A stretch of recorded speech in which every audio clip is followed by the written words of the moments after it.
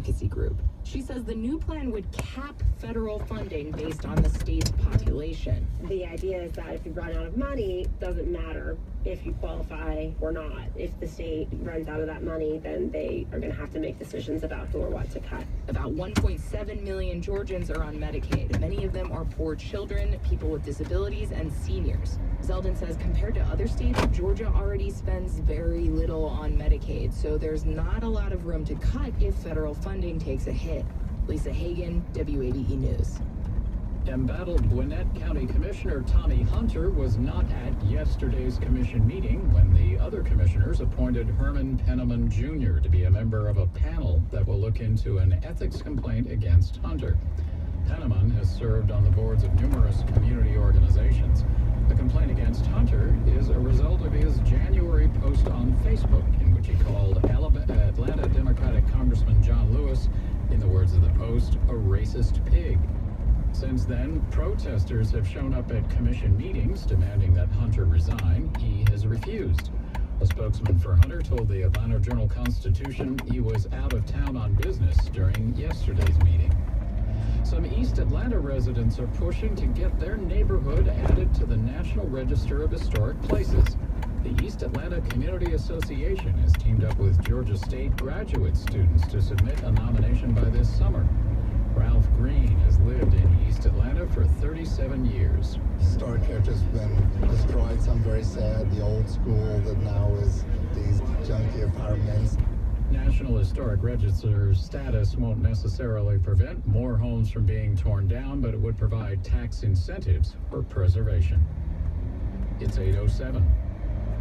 As her father's memory slips away, the author Kegi Carew tries to find out how much of her father's fabulous war stories were real. The truth was so much more outrageous, and he was so much more a kind of crucial part of history. I'm Ari Shapiro, a tale of a man's adventurous past and his tumbling last years in a book called Dadland. This afternoon on All Things Considered from NPR News. From Ford to Shakespeare on 90.1 WABE.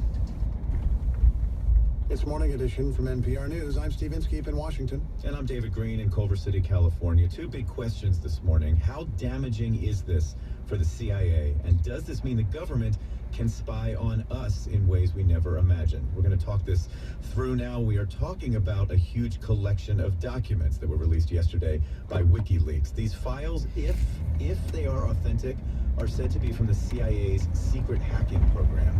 We're seeing details about the tools the government uses to break into computers and mobile phones and maybe even use televisions to spy. In response to this leak, the government is confirming nothing. Here's White House Press Secretary Sean Spicer. I'm not going to comment on that. I think, obviously, that's something that has not been fully evaluated, and if it was, I would not comment from here on that. We're joined now on Skype by Jake Williams. He is with the cybersecurity firm Rendition InfoSec. Mr. Williams, welcome to the program. Hey, David. So are these documents authentic? Everything that we've read so far seems to suggest the fact that they're authentic. And why do you think that? What do you see that makes you believe that? There's actually a number of technical conversations in the documents where they're evaluating some open source material, stuff that we can validate independently and download ourselves. The kinds of conversations they're having, one, are 100% technically accurate, and two, they're the kind of conversations that only someone involved in government-sponsored hacking would be having. Okay, so if we move on with that assumption, at least, I mean, it sounds like WikiLeaks redacted actual source code that the CIA might be using, but these are details, it looks like, of how the agency can crack into technology, where vulnerabilities are. I mean, how damaging is this for the CIA? Well, so first off, they didn't redact 100% of the source code. In several of the documents that are released, there are what we call code snippets or library-type functions that can be included, and in the documentation, in fact, states have been included in some of the CIA tools. So how big a deal is that if there's some actual source code and all these details out there now? Yeah, sure. It's a huge deal. This allows some of our researchers to start building signatures to detect this stuff in the wild. So building signatures. I mean, so this would be not just companies, say, here in the United States, but I mean, companies in other countries that might now be able to find ways to get rid of these vulnerabilities and make them less accessible to our intelligence agencies. Oh, absolutely. And not only that, we also have to worry about attackers in other countries taking this code and repurposing it for their own. Well, I mean, if I understand the law correctly, the CIA is not supposed to be Americans. They would be using these tools on foreign soil. So if we just think this through here, it makes me wonder if this dump from WikiLeaks really is making us, Americans, less safe and potentially helping other countries like, say, Russia.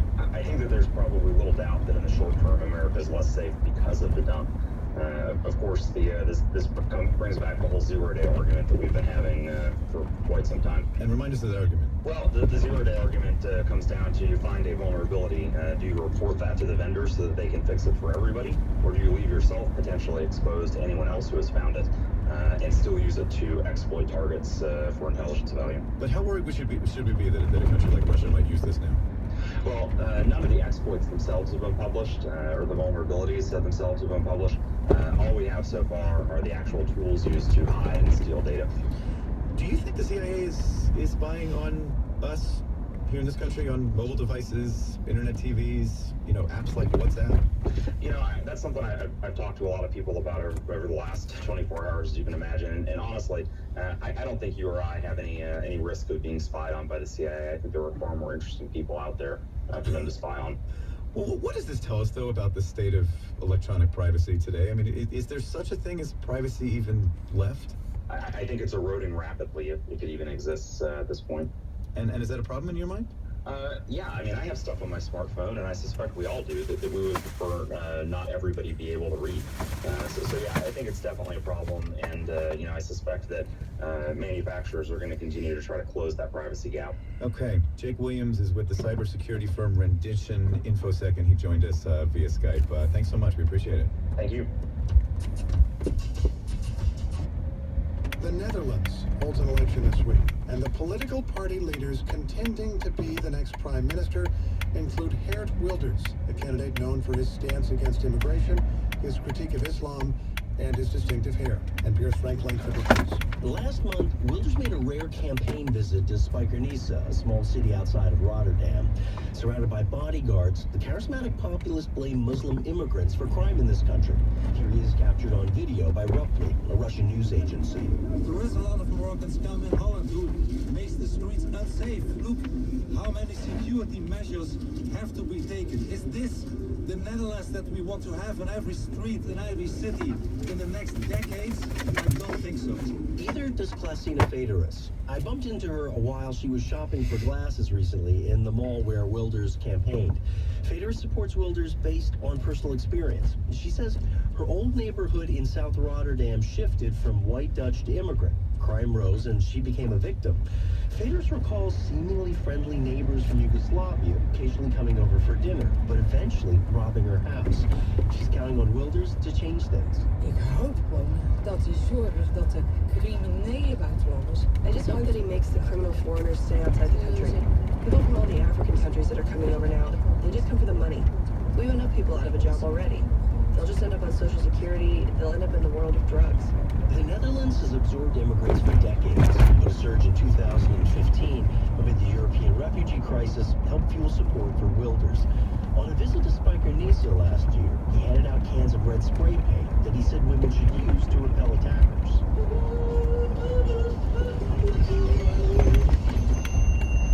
Melanie Murray, who runs a cafe in town, showed me a can from the visit and explained. He was giving it out to the women here in Spijkenisse on the market to protect themselves against refugees who would be raping you, according to it. The cans were an allusion to a mass assault on New Year's Eve 2015 outside the central train station in Cologne, Germany. More than 150 women filed complaints that men whom police described as Arab or North African had sexually assaulted them. Melanie Murray was appalled by the attacks, but also by what she sees as Wilders' attempt to scapegoat foreigners to win votes. I feel it's really bad because I know more white people or more Dutch people who are doing these things than refugees. Committing these crimes, harassing women. Yeah. I think Mr. Wilders is splitting the country in two. And I have 4 kids. I don't want my kids to grow up with hate. And that's how they grow up now. Wilders may aspire to split the country, but his party is polling just under 16% in a crowded political field. That's just behind the leader, the ruling Liberal Party, and nowhere near enough to make Wilders prime minister. In fact, polls suggest Wilders, after spending several months atop the polls, may be slipping. Some political scientists think the rough start of another populist leader with whom he's often associated, U.S. President Donald Trump, may be hurting him. Melanie Murray hopes so. You see, they're starting to make mistakes, both Trump and Wilders. And I hope that people are thinking, is their big mouth the solution for our problems? Voters in the Netherlands head to the polls on Wednesday. People around the world will be watching to see if populism continues its role on the European continent. Frank Langford, NPR News, Spijkenisse, the Netherlands. In the Philippines, they are not happy with the U.S. Secretary of State. No, not Rex Tillerson, the fictional one played by Taya Leone in the CBS drama Madam Secretary. Michael Sullivan explains. The trailer for next week's episode shows a fictional Secretary of State punching a fictional Philippines president after an unwelcome advance. When a foreign leader crosses the line, the Secretary of State is forced into a grave. In diplomacy, I clobbered a world leader instead of saving a major regional agreement.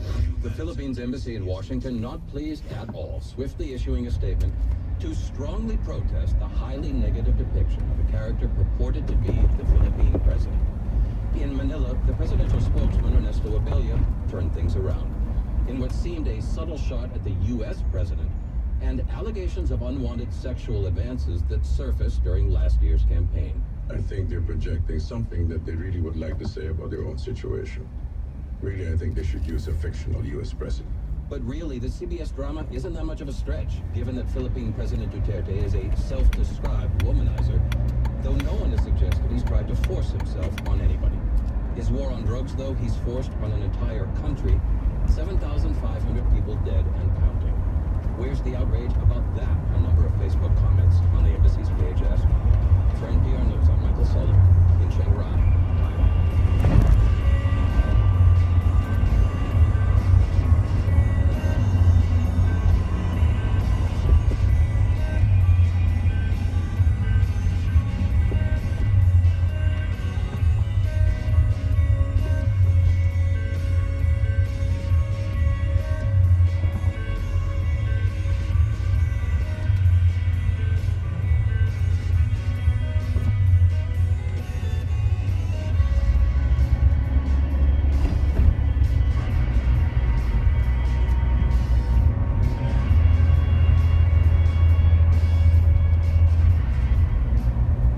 This is NPR News.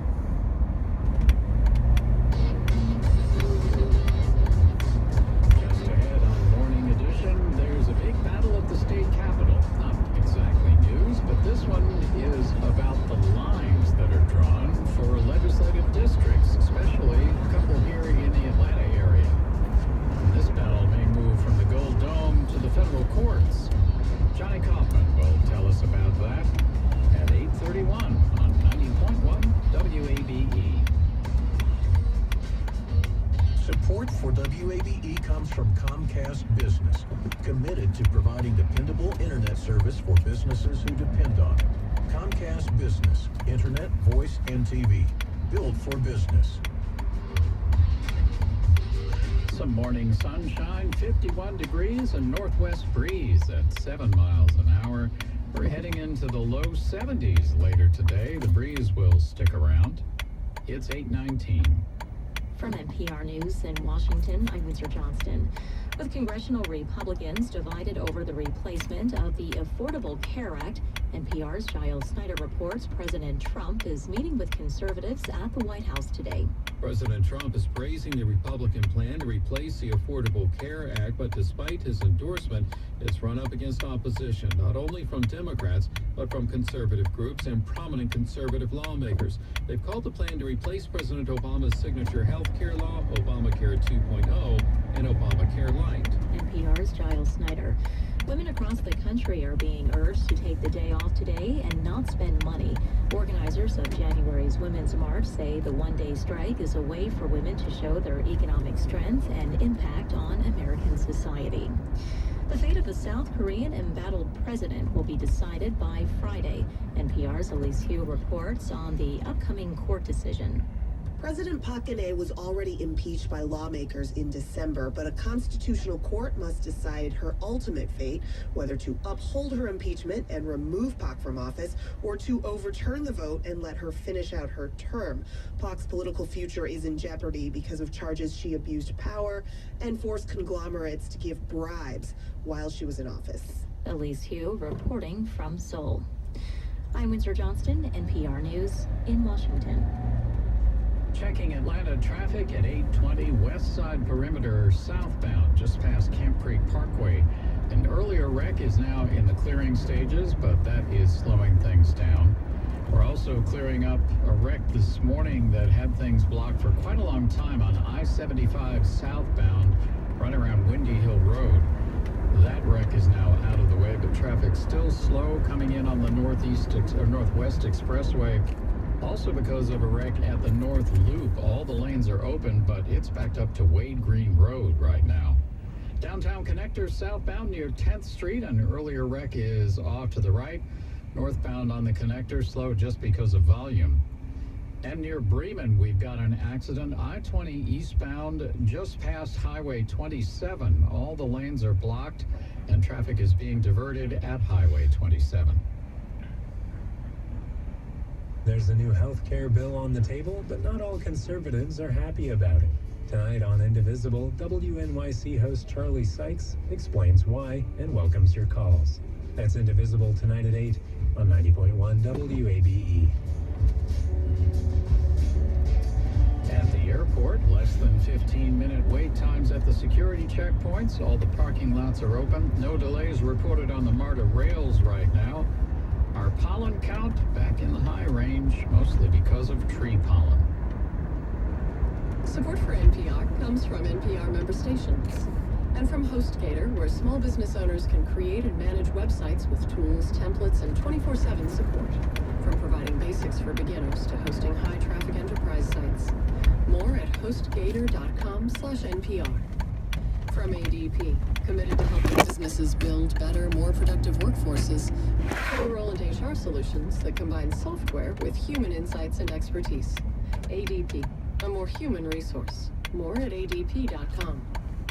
And from Atlassian, maker of collaboration software Jira, Confluence, HipChat, and Bitbucket. Atlassian works to help teams across industries ascend to new heights to create what's next. At Atlassian.com. Atlassian. Team up.